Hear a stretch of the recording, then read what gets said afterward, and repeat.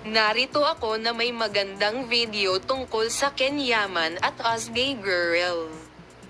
Sa isang makabagbag damdaming pangyayari, natagpuan ng mga celebrity na sina Osgay Girl at Ken Yaman ang kanilang mga sarili na muling nagkita sa isang hindi inaasahang at emosyonal na sitwasyon.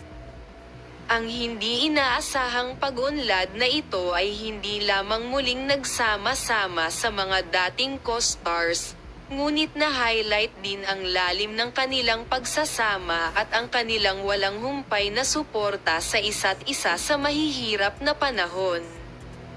Si Golden Yaman, nakilala sa kanyang malapit na relasyon sa kanyang anak na si Ken, ay nagkasakit ng malubha at nang marinig ng kanyang pamilya at mga kaibigan ang balita tungkol sa mas naabala sa mga internasyonal na proyekto, agad siyang bumalik sa Turkey. Ang tindi ng kalagayan ng kanyang ina ay naging sanhi ng matinding stress at pagkabalisa para sa aktor. Maaari bang ibahagi ni Yaman ng may nakikitang damdamin? Ang aking ina ay ang lahat ng bagay sa akin. Ang parehong sakit ay nagdulot ng malaking pagkabigla. Alam kong dapat nandyan ako para sa kanya kahit anong mangyari.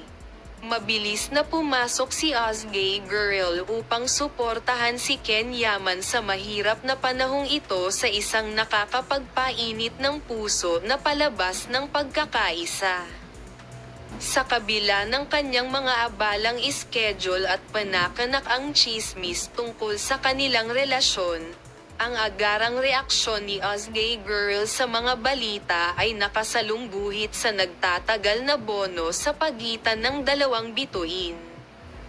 Sinabi ni Osgay Girl na laging nauuna ang pamilya.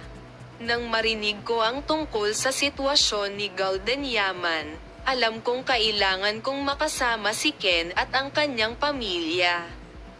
Napakarami na nating pinagsaluhan sa mga nakaraang taon, mahalagang nandyan para sa isa't isa sa mga oras ng pangangailangan. Ibig sabihin, pamilya at mga mahal sa buhay. Bagamat ipinanganak sa hindi magandang pangyayari, ang kanilang muling pagkikita ay isang patunay ng kanilang malalim na pagkakaibigan at paggalang sa isa't isa.